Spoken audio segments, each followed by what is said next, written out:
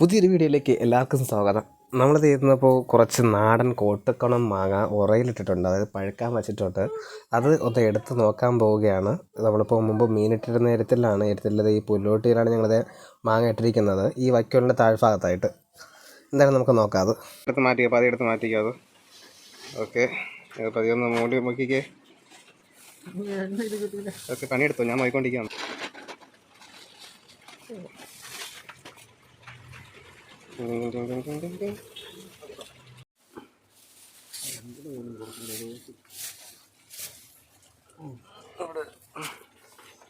അടിപൊളി. ഫസ്റ്റ് ലെയറാണ് എല്ലാം പഴുക്കാത്തത്, രണ്ടാമത്തെ ലെയറിൽ ഏകദേശം എല്ലാം പഴുത്തിട്ടുണ്ട്.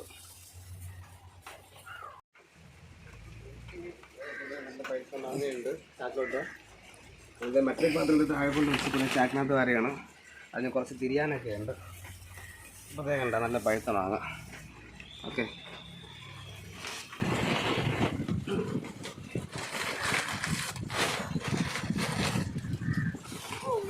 വീട്ടിലോട്ടോ.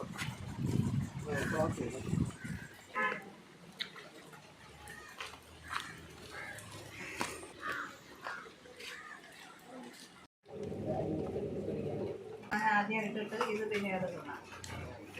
കളറാവും. എന്താ